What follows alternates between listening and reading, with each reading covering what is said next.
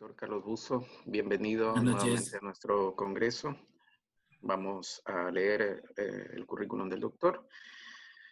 Nos va a hablar sobre la relación entre la diabetes mellitus y el cáncer. El doctor Carlos Busso, de Argentina, médico especialista en medicina interna, médico especialista en nutrición, médico cardiólogo responsable del Grupo de Trabajo de Nutrición y Diabetes del Hospital Municipal de Oncología María Curie de Buenos Aires, Argentina, además miembro de la Sociedad Argentina de Diabetes y miembro de la Sociedad Argentina de Cardiología.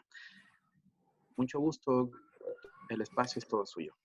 Encantado, muchas gracias.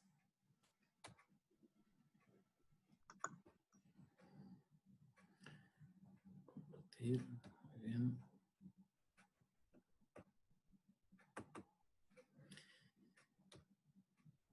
Bien, buenas noches, buenas tardes. Gracias a todos por esperarme. Y muy importante, voy a tratar de comentarles, voy a tratar de introducirlos en este tema apasionante que tiene que ver con la diabetes y el cáncer. Quería agradecer a los organizadores del Congreso Internacional por las ganas que le han puesto, ¿sí? Pese a todas las vicisitudes que hemos pasado con el tema y seguimos pasando con el tema del COVID, sin que este Congreso se haya llevado a cabo. Bien, entonces, esto es más que una relación casual. Y esto durante los próximos 30 minutos vamos a tratar de dejarlo bien establecido. Estos son mis conflictos de intereses. Vamos a introducirnos desde la clínica con algunos casos clínicos. Todos estos casos clínicos son reales, así que me pueden preguntar perfectamente todos, son todos pacientes, ¿sí?, que he atendido personalmente. El primer caso es una paciente de sexo femenino de 62 años, con sobrepeso, hipertensión, una dislipidemia 2B, colesterol y triglicéridos, 2 embarazos, 2 partos no macrosómicos, sin otros antecedentes de importancia, que consulta por una tumefacción de miembro inferior derecho, comienzo súbito, con dolor, aumento del diámetro de toda la extremidad, predominio infrapatelar. El examen físico, pulsos conservados, y en la medición que hacemos los clínicos en nuestra práctica cotidiana encontramos 5 centímetros de diferencia, ¿sí?, entre ambos miembros inferiores, para lo cual, como todos sospechan, es o parece ser una trombosis venosa profunda. De hecho, era una trombosis venosa profunda. Se estudió un poquito más en detalle en este momento en un servicio de urgencias. Lo único que se encontró fue transaminasas apenas elevadas por 2, ¿sí?, una por 2, una glucemia de 178 y una hemoglobina glicosilada HPLC de 7.8 y un número D dentro de lo esperado positivo, una placa de tórax normal. Cuando se estudió de manera más profunda, lo que se encontró fue un nódulo en la cabeza del páncreas, ¿sí?, situación que luego fue diagnóstica de un tumor de páncreas. Vamos al siguiente caso. Paciente masculino, 69 años, tabaquista, hipertenso, dislipidemia 2B, consumo de alcohol, ¿sí?, 2 copas de vino al día, con un dolor agudo quemante en hemicinturón en la región lumbar izquierda, que no cede con analgésicos comunes, ya los clínicos, ¿sí?, que tenemos presentes hoy ya saben más o menos de qué se trata. Concurre un servicio de urgencias donde se interpreta esto como una lumbopatía aguda, ese fue el diagnóstico sintomático que a mí me llegó, por cuanto recibe como indicación inyecciones de diclofenac, B12, ¿sí?, vitamina B12 y betametasona cada 12 horas, regresando el paciente 48-72 horas más tarde por lesiones cutáneas múltiples con una orientación topográfica específica, un dermatoma, para lo cual el diagnóstico es claramente el de un zóster lumbar izquierdo, que era esta lesión. Se progresa su estudio, se hace un laboratorio con un hemograma, un hepatograma, una función renal que era normal, y una glucemia de 321, que se asumió en contexto de la utilización de esteroides intramusculares. Nos llega nutrición por esta glucemia de 321, supuestamente metaesteroidea, tiene una hemoglobina glicosilada HPLC de 9.7, esto está descartado, ¿sí?, por nutrición descarta esa teoría, y nosotros iniciamos zóster, debut de diabetes, un rastreo de tumores sólidos, y nos encontramos con esta tomografía. Insisto, vamos al caso 3. Masculino, 61 años, extabaquista, hipertenso, dislipemia, hiperuricemia, consumo de alcohol, ¿sí?, importante. Diabetes tipo 2 con 5 años de diagnóstico, que debutó con poliuria, ¿sí?, y una glucemia mayor de 200, bajo tratamiento con agentes orales, metformina y glibenclamida con mal control metabólico, más hipoglucemias vespertinas, una hemoglobina glicosilada promedio 7.5, esto teniendo en cuenta las excursiones glucémicas. Luego este paciente pasa a un esquema más moderno y, como dijeron mis antecesores, esperable, ¿sí? Metformina, empaglifosina, linalitina, eliminando la sulfodroga, con un excelente control metabólico. Sin embargo, el paciente presenta deterioro del objetivo glucémico, por lo cual se suspende la metformina, se insuliniza con una dosis de inicio de 0,4 unidades por kilo, ¿sí? En este caso fue una premezcla 70-30, hasta llegar a una dosis mayor, incluso de 1,4 unidades por kilo, ¿sí? Teniendo una hemoglobina glicosilada de 9 de inicio, para lo cual no había ninguna explicación desde el punto de vista nutricional de por qué este individuo había deteriorado su control glucémico. Cuando los empezamos a estudiar más en detalle, nos encontramos que con su ecografía ya alguna rareza pancreática tenía, hicimos tomografía, econdoscopía, ¿sí? A sugerencia del grupo quirúrgico, y otra vez nos encontramos con una tumoración en el páncreas. Entonces, la reflexión de los clínicos es, ¿en qué coinciden estos tres casos? Y los tres casos coinciden en que estaban hiperglucémicos, pero de los cuales uno solo tenía diabetes y los otros dos no sabían acerca de esto. Y de hecho, debutaron, ¿sí? Con clara semiología, con clara sintomatología, y encima con agregados, una trombosis venosa profunda en un caso y un herpes zóster en el otro caso. ¿Qué sucede con la relación entre hiperglucemia y cáncer? La prevalencia de diabetes en todas las poblaciones, la mayoría de las poblaciones que conocemos, aumenta con la edad. A más edad, más intervalo, más porcentual de población, ¿sí? Pero la enfermedad neoplásica también aumenta con la edad.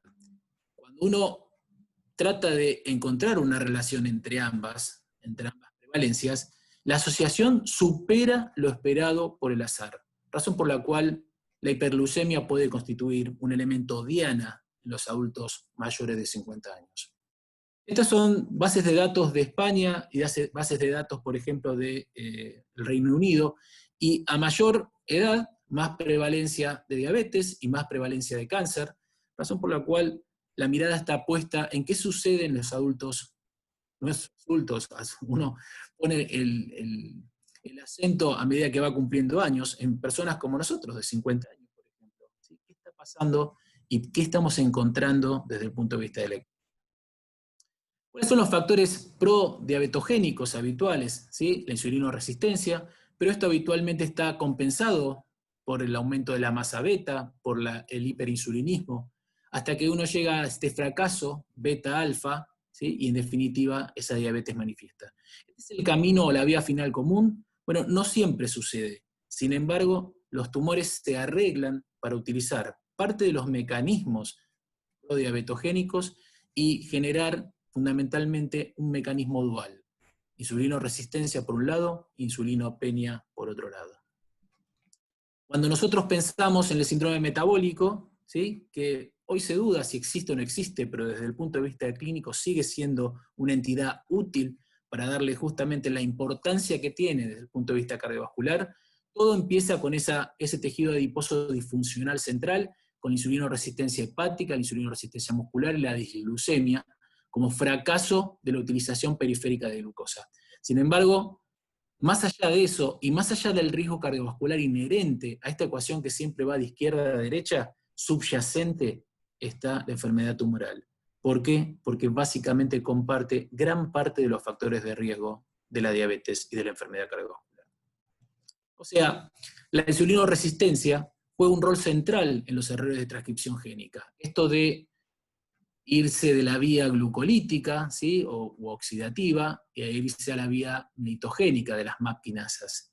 La activación de esas vías no oxidativas generan amplificación y activación, ¿sí? de oncogenes, y esto de la inmortalidad celular, ¿sí? por sobre la apoptosis. Esta célula inmortal, que en definitiva tiene su vigilancia, pero que en muchas ocasiones está disminuida por la presencia de la hiperglucemia o viceversa. En la patogenia tumoral, las citoquinas proinflamatorias, esas mismas que conocemos para nuestra hipótesis actual de aterogénesis, se sirven para la génesis de la enfermedad tumoral, para la promoción de ese desarrollo y para el remodelamiento tisular y la siembra a distancia, ¿sí?, de la enfermedad tumoral.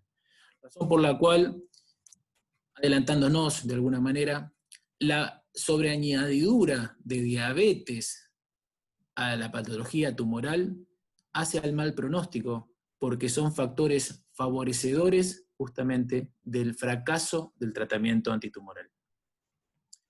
La hiperglucemia genera modificaciones del punto de vista genético, ¿sí?, alteraciones como la metilación del ácido del ADN, expresión celular aberrante, y esto es una vía general, ¿sí?, que comparte tanto hacia las complicaciones propias de la diabetes como justamente a la progresión tumoral.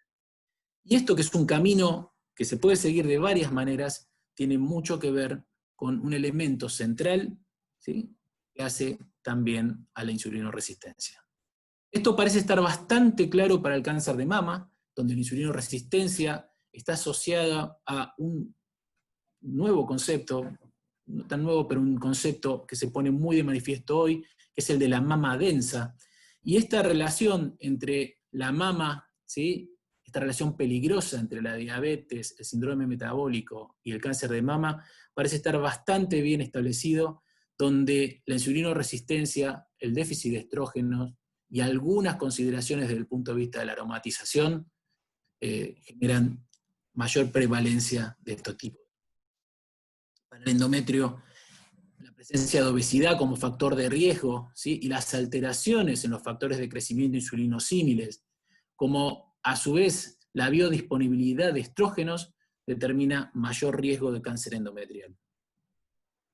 Entonces, sea la vía que sea, la vía del receptor insulínico, de la sustancia, ¿sí?, del factor insulinosímil tipo 1, o del factor símil-insulina tipo 2, que son moléculas posibles, ¿sí?, desde rastrear desde el punto de vista clínico en algunas entidades, generando diabetes de novo o generando síndromes hipoglucémicos, por ejemplo en algunos tipos de tumores, como son los Schwartz-Cell de pulmón.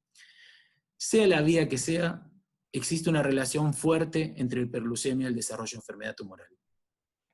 La obesidad, en un sector, las alteraciones endocrinas, esta inflamación crónica de bajo grado que ya tenemos en nuestros pacientes con obesidad o con diabetes manifiesta, el estrés oxidativo, ¿sí?, como vía final común, y el cáncer subyacente. Para lo cual, justamente como decíamos, la insulinoresistencia y la disfunción betacelular son los mecanismos diabetogénicos de los que se sirve la población tumoral, vamos a hablar cuáles específicamente, ¿sí?, tienen más importancia, y donde muchas veces observamos el fenómeno corriendo desde atrás, porque la resección temprana o el tratamiento temprano de la enfermedad tumoral determina justamente una mejoría del control metabólico. Como moraleja, entonces, pensemos en la hiperglucemia como un marcador o un predictor de enfermedad tumoral. El clínico tiene que pensar algo más, ¿sí?, algo pasó, ¿sí?, con este paciente para que desmejorara su control metabólico o para que de nuevo desarrollara diabetes manifiesta. ¿Qué asociación epidemiológica existe entre el cáncer, la obesidad y la diabetes? Bueno, las tres son entidades altamente prevalentes.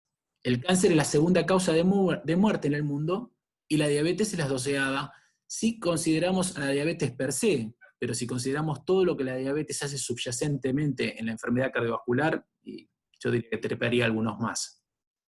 Diabetes y cáncer se diagnostican en los mismos sujetos con una frecuencia mayor de la esperada. Y está claro que la diabetes sobreañadida a la enfermedad tumoral aumenta la mortalidad. ¿Qué factores de riesgo comunes hay? La edad, el sexo, para lo cual hace a disparidad entre distintos tipos de tumores, la obesidad, la inactividad física, no la actividad física en este caso, algunos tipos de dieta especial que hacen a cambios regionales en las frecuencias relativas de algunos tumores, el consumo de alcohol para algunos tumores específicos. Ni que hablar, un factor de riesgo no transmisible, pero frecuente, que es el hábito de fumar. O sea, teniendo en cuenta que la enfermedad tumoral es más frecuente a partir de los 50 años y que la diabetes también, veamos qué pasa con algunas frecuencias relativas, ¿sí?, de algunos tumores, tanto en hombres como en mujeres. Cuando uno mira las curvas, ¿sí? Cuando uno mira estas tablas, se encuentra, por ejemplo, que la frecuencia relativa de cáncer de próstata en sujetos con diabetes parece ser menor. O sea que la diabetes podría tener, entre comillas, un rol protector, ¿sí?, para el cáncer de próstata. ¿Eso es así? Bueno, existe bastante explicación preliminar respecto de eso en relación al hipogonadismo asociado, ¿sí?, a los sujetos con obesidad y con diabetes tipo 2 fundamentalmente. Pero existen otros tumores donde el riesgo relativo es mucho mayor, de hecho, 2 veces o más, como el de páncreas, ¿sí?, o el hepatocarcinoma.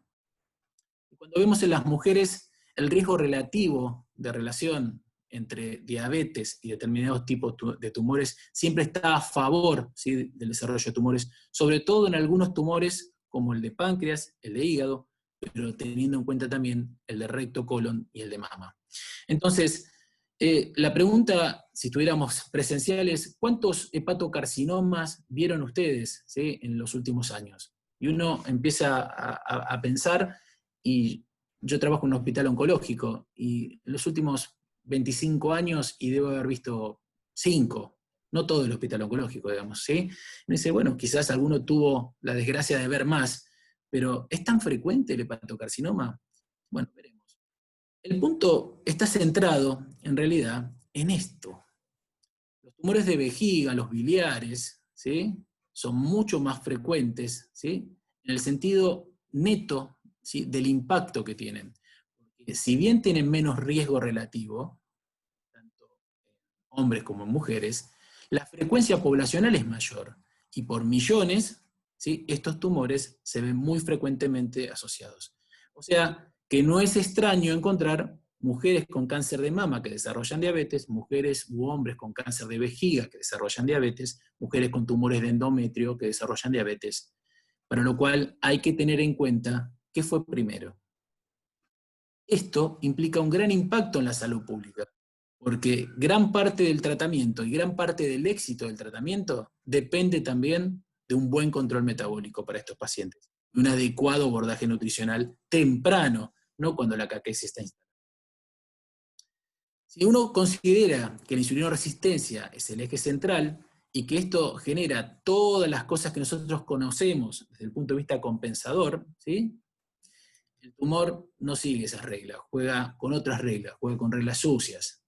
La estimulación crónica beta genera disfunción beta-alfa, deterioro de la secreción insulínica mediada muchas veces por marcadores, ¿sí?, por determinadas enterohormonas, por ejemplo la adrenomedulina, mayor tasa de apoptosis beta-celular y, en definitiva, diabetes manifiesta. Y esto muchas veces puede ser incluso un fenómeno. O sea, en la patogenia, la enfermedad tumoral, más allá de la edad, la genética, el ambiente, muy importante, y la obesidad, los factores humorales del tumor generan una activación mayor de este eje, ¿sí?, de citoquinas proinflamatorias y de déficit de adiponectina, insulinoresistencia, disfunción beta celular, deterioro de la secreción insulínica, alteración variable, ¿sí?, de la glucemia y, en definitiva, por eso la diabetes y el cáncer terminan siendo una muy mala combinación, porque la supervivencia media, ¿sí?, a 30 días postoperatorio, incluso en tumores con buen pronóstico como el cáncer de próstata, ¿sí?, reduce la sobrevida. A mayor glucemia, e incluso esto de la diabetes no conocida, aumenta el riesgo.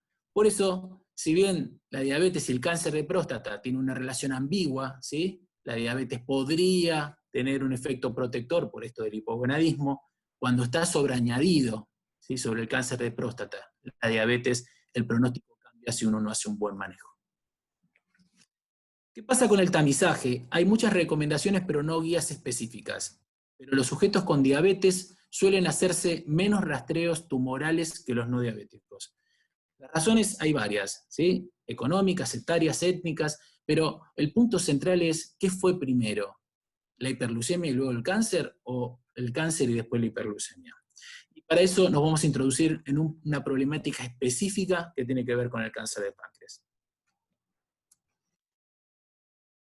Para el diagnóstico de cáncer de páncreas, un tumor que tiene una letalidad importantísima, existe un tiempo que tiene que ver con el anclaje clínico, donde los síntomas, esto paraneoplásico, ¿sí?, cobra muchísima importancia, y donde la diabetes, ¿sí?, de reciente comienzo cobra muchísima importancia, antes de llegar, ¿sí?, a la pérdida muscular, la anorexia, la fatiga, ¿sí?, y antes de llegar a la ictericia del paciente. El cáncer de páncreas es la cuarta causa de muerte por cáncer en Estados Unidos y la quinta en Europa. Al momento de diagnóstico, la mitad de los pacientes ya tienen enfermedad a distancia y solo un 3% tiene enfermedad localizada, razón por la cual la letalidad de estos tumores suele ser muy alta. La supervivencia a 5 años es menor del 5%, salvo que uno entre temprano, lo sospeche y lo reseque antes de los 10 milímetros. Los tumores irresecables tienen muy mal pronóstico y eso implica haber llegado tarde. Llegado tarde, que vamos a tratar a partir de este encuentro de hoy, de que no suceda más. Más del 85% de los pacientes con cáncer de páncreas tiene diabetes o algún grado de alteración del metabolismo hidrocarbonato. Y la manifestación diabetes o la hiperglucemia antecede entre 2 y 3 años al diagnóstico tumoral manifiesto. Tanto así que en los pacientes con reciente diagnóstico de diabetes, mayores de 60 años, con reciente diagnóstico de diabetes con síntomas cardinales, el riesgo relativo de cáncer de páncreas es de 5 a 8 veces mayor.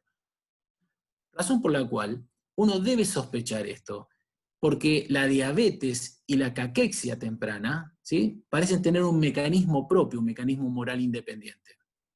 Cuando uno ve las tortas, ¿sí?, de cómo está la población con cáncer de páncreas, se encuentra con que más del 75%, como dijimos, tiene algún grado de alteración, ¿sí?, del metabolismo hidrocarbonato. ¿Cuáles son las hipótesis diabetogénicas? O sea, una aparición forzada de la diabetes, similar a lo que sucede con la diabetes gestacional, esto de aumentar la insulinoresistencia por el mero hecho de la producción de citoquinas proinflamatorias o del ataque al tumor, ¿sí? Otra puede ser la consecuencia de la caquexia, que es una manifestación que precede varios meses al tratamiento, al diagnóstico tumoral, perdón, y esa pérdida de peso, ¿sí?, que precede incluso entre 12 y 36 meses, ¿sí?, al diagnóstico tumoral, en contraposición a lo que nos suele suceder en diabetes tipo 2 propia, ¿sí?, desmejora el control metabólico. Esto de la caída de la utilización de glucosa periférica, del bloqueo, ¿sí?, de la utilización periférica de glucosa. La destrucción pancreática, la presencia de algunas enzimas o glucoproteínas, o del factor inducible por hipoxia, son otras hipótesis humorales locales, pero fundamentalmente uno debe sospechar que algo está pasando en un individuo que baja de peso y no logra controlar su glucosa. O sea, tiempo antes del diagnóstico de diabetes o desde el diagnóstico de diabetes tenemos a los fines de sospechar esta patología que tiene alta letalidad como el cáncer de páncreas. Entonces, pérdida de peso, diabetes, el comienzo de los síntomas y cuando ya estamos en este estadio, en la caquexia, habitualmente ya no tenemos mucho para hacer. Los factores tumorales tienen que ver con esto, ¿sí?, con la insulinoresistencia que genera el tumor, con la difusión beta, con la insulinopenia temprana y con una diabetes manifiesta que suele llevar síntomas cardinales. Porque el tumor moviliza los adipocitos, genera lipólisis, ¿sí?, pérdida de peso. El tumor genera inflamación, citoquinas proinflamatorias, y esto aumenta la resistencia periférica a la insulina. Y los ácidos grasos, ¿sí?, más la caída, los niveles de adiponectina, más la hiperglucemia, ¿sí?, generan disfunción betacelular, apoptosis betacelular, y eso cierra el círculo no virtuoso. O sea, el desarrollo de diabetes en estos individuos se impone como un marcador y no simplemente un factor de riesgo para cáncer pancreático. Porque el 50% de los pacientes con cáncer en estadio 1 o 2 tienen diabetes y este diagnóstico precede entre 10 y 36 meses. Cuando uno va a buscar, ¿sí?, va a buscarlo como pasó en el caso 3, ¿sí?, de este paciente que inexplicablemente había desmejorado su control metabólico, en la ecoendoscopía se detectan tumores resecables, y de hecho el paciente está vivo gracias justamente a que se fue a buscar específicamente esto.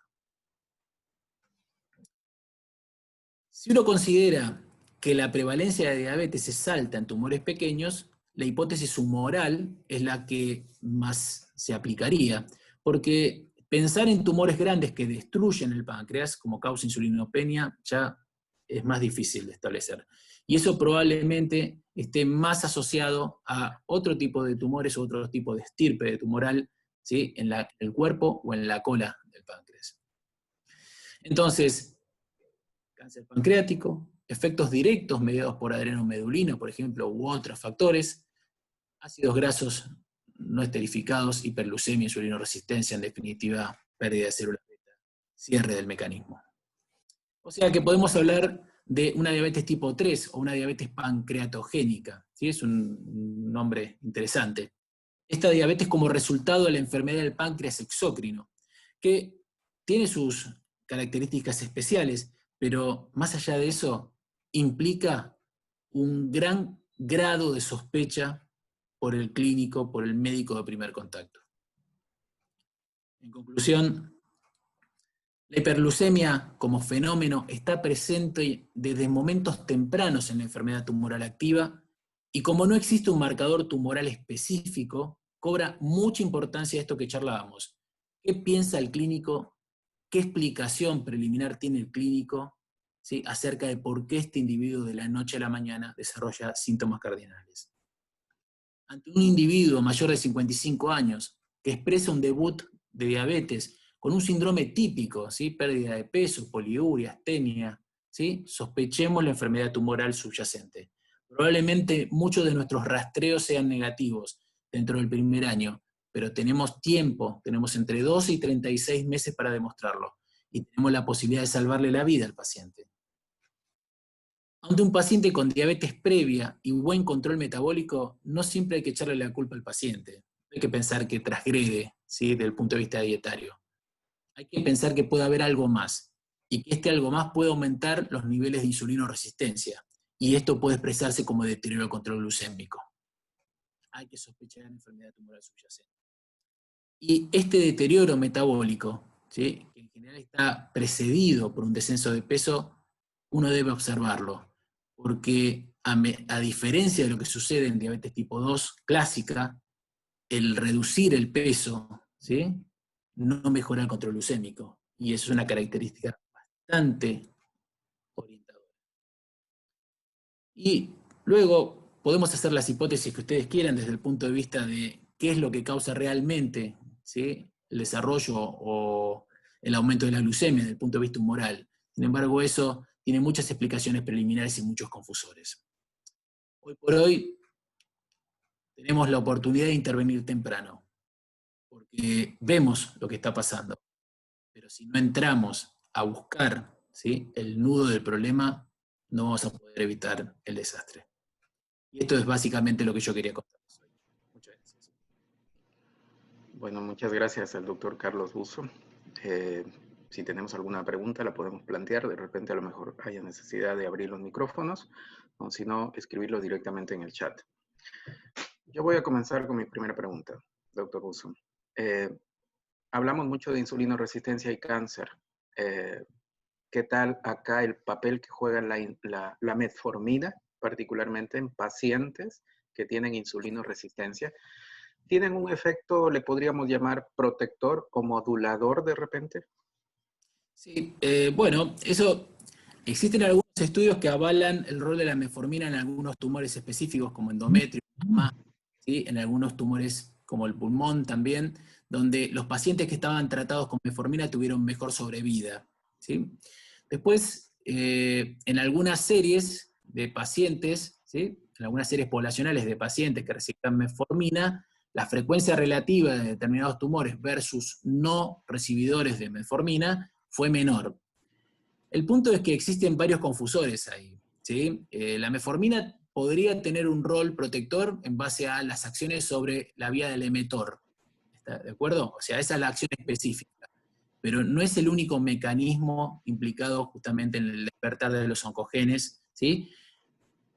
Y el efecto que tiene sobre el peso, ¿sí?, el efecto que tiene sobre el peso sería quizás el mejor, ¿sí?, el mejor ejemplo de propiedades antitumorales. De hecho, existen algunas posturas bastante radicalizadas de tratar a los pacientes con cáncer de mama, ¿sí?, con metformina como coadyuvante de la medicación específica, de los quimioterápicos específicos. Estamos en el boom de todo lo que son cirugías bariátricas y cosas así. Existen estudios que claramente dicen que mucho más allá de la cirugía bariátrica también nos estamos enfrentando a pacientes que posteriormente terminan haciendo también un cáncer de colon. Ahora, por esta particularidad, mucho más allá, existe el boom de las cirugías bariátricas y muchas de las veces los cirujanos, de una forma muy suspicaz, terminan siempre viendo al paciente y induciéndole, ya que de por sí, metiéndolo de una forma un poco más psicológica, diciéndole, ¿sabes qué? Cirugía bariátrica, no vas a tener cáncer. En realidad estamos operando en sí estómagos prácticamente, no estamos operando la famosa memoria metabólica de la que se habla, obviamente, de insulinoresistencia. ¿Es tan cierta esta teoría? ¿Nos estamos librando de un cáncer si nos sometemos a una cirugía bariátrica? Es fantástica la reflexión, sí. Primero vamos a salir de una base. Esta cirugía bariátrica, que es excelente, ¿sí?, que no cura la diabetes, ¿sí?, por más que la cirugía diga que se cura, ¿sí?, porque el mecanismo central está disperso, ¿sí?, no está en un solo lugar. Como bien dijeron los colegas antes, el riñón se adapta de otra manera, sí, la pérdida de peso ayuda, pero no lo es todo.